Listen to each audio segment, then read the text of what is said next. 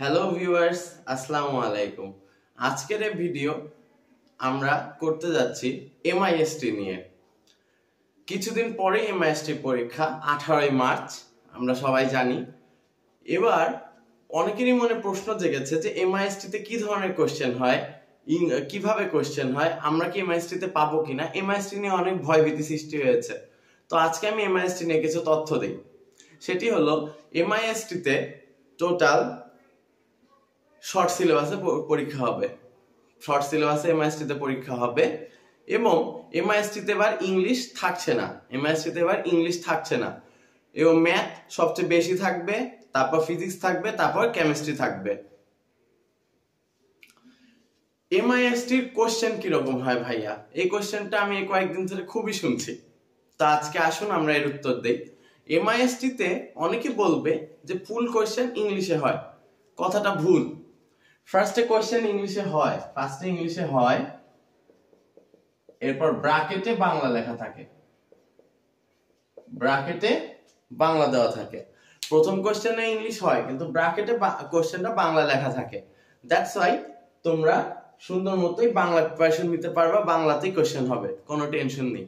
এবার আসি এমআইএসটিতে কোশ্চেন কিরকম হয়, বুয়েটের মতো হয় বা কুয়েটের মতো হয়? উত্তর হলো না। এমআইএসটিতে কোশ্চেন খুবই সহজ হয়। আমি যখন এমআইএসটিতে পরীক্ষা দিতে গেলাম, আমার মধ্যেও অনেকে ভয়ভীতি দিয়ে গেছিল, আবার অনেকে বলছিল এমআইএসটিতে কোশ্চেন সহজ হয়। আমি উদ্ভাসে গেলাম। উদ্ভাসে এমআইএসটি পরীক্ষা আগের দিন একটা এমআইএসটি স্ট্যান্ডার্ড পরীক্ষা হবে।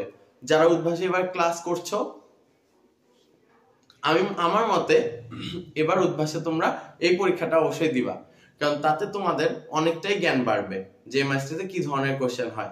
আমি যখন উদ্ভাসে পরীক্ষা দিতে গেলাম তখন দেখলাম যে কোশ্চেন একদম সহজ। আমি বুঝতে পারলাম যে হ্যাঁ, এমআইএসটিতেও কোশ্চেন সহজ হবে। এবং এমআইএসটিতে গেলাম, কোশ্চেন একদম সহজ। সহজ কোশ্চেনের জন্য আমার র্যাঙ্কটা খুবই ভালো এসেছিল। আমি এমআইএসটিতে 27তম র্যাঙ্ক করেছিলাম, 27। তো ভাইয়া আপনি রুয়েটে কেন আসলেন? রাজশাহীতে আসলাম, রুয়েটে, এই আর কি। এটার কোনো উত্তর নেই। এখন এমআইএসটিতে মিনিমাম 700 পর্যন্ত টানবে, মিনিমাম। আমি এটা রেট বলতেছি, নট যে আর্মি আর সাধারণ মিলে না। আর্মিদের ও সিভিলদের সবার মিলে, আর্মিদেরও 700 পর্যন্ত টানবে, সিভিলদেরও 700 পর্যন্ত টানবে মিনিমাম। এমআইএসটিতে আমি কত পেলে চান্স পাবো ভাইয়া? 60% মার্কস। 100তে 60 পেলে তুমি অবশ্যই চান্স পাবা। তাহলে ভাইয়া এমআইএসটিতে কোশ্চেন কিরকম হয়? এমআইএসটিতে কোশ্চেন হয় তোমাদের বোর্ড কোশ্চেন। তোমরা তো ইন্টার পরীক্ষা দিয়ে এসেছো, এইচএসসি। তো এইচএসসি যারা পরীক্ষা দিয়ে এসেছে, যখন এইচএসসি তে যেসব অঙ্ক করেছিলে, ফিজিক্সে যেসব অঙ্ক করেছিলে, সেই প্রশ্নগুলোই এমআইএসটিতে আসবে। কিন্তু বড় কোনো অঙ্ক দিবে না, বরং ছোট ছোট অঙ্ক দিবে। এবার আসি যে কি ধরনের অঙ্ক দিবে।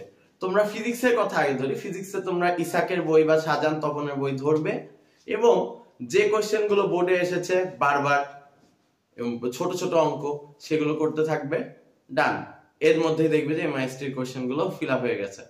এরপরে অনেক কোশ্চেন থাকবে BUET admission test, RUET admission test, এগুলো কি করবো কিনা? না, এমআইএসটির জন্য ওগুলো করার দরকার নাই। যদি ওগুলো ছোট হয় 3-4 লাইনের, তাহলে করো। এরপর আসি ম্যাথ। ম্যাথ তোমরা যে বই পড়ো না কেন, সে বইয়ের উদাহরণে যে বোর্ডের অঙ্কগুলো আছে সেগুলো করবে। এছাড়া যে অনুশীলনীতে যাবে, যেগুলো 3-4 বার এসেছে, মিনিমাম 3 বার এসেছে, এই অঙ্কগুলো করবে। 1 বার আসছে, দরকার নেই। এরপর আসি কেমিস্ট্রি। কেমিস্ট্রিতে সাধারণত এমআইএসটিতে যে বড় বড় অঙ্ক দেয় না। কেমিস্ট্রির জন্য কোশ্চেন গুলো ভিন্ন আঙ্গিকে হয়। কেমিস্ট্রিতে কোশ্চেন গুলো হয় যেমন বিক্রিয়া দিয়ে দেয়, ওজোনোলাইসিস দিয়ে দেয়। তারপর একটি বিক্রিয়া দিল, যে দুটি বিক্রিয়ক থাকলো, এখানে দিল ড্যাশ প্লাস উৎপাদ দিয়ে দিল। তাহলে এখানে কোন উৎপাদ বলবে সেটা বসাতে হবে। অথবা অনেক সময় বিক্রিয়ার প্রভাবক এবং কত তাপমাত্রায় বিক্রিয়া ঘটছে সেটা লিখতে হয়। এরপর আসি যে বিক্রিয়ক দিয়ে দিল, উৎপাদ দিয়ে দিল। তোমরা তো আলফা সম্পর্কে জানো। আলফা হলো 4 টু হিলিয়াম নিউক্লিয়াস, আলফা কণা। তো এটা দিয়ে অনেক কোশ্চেন দেয়, যেমন যে কোনো একটা দিল, ফ্লোরিন 919 প্লাস আলফা। তো এখানে কি হবে? আচ্ছা, তা দেখো 9 যোগ 2 এখানে আলফা মানে হিলিয়াম নিউক্লিয়াস।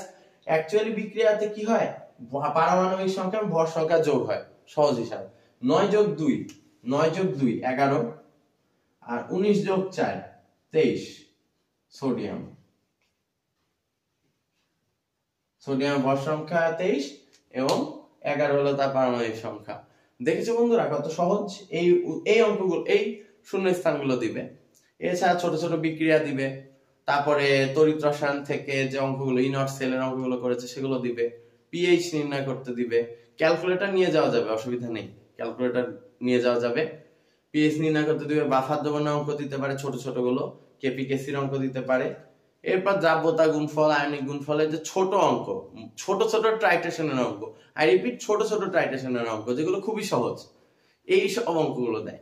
এখন তোমার মনে প্রশ্ন, যদি এত সহজ প্রশ্ন করে তাহলে এমএসসি চান্স পায় না কেন?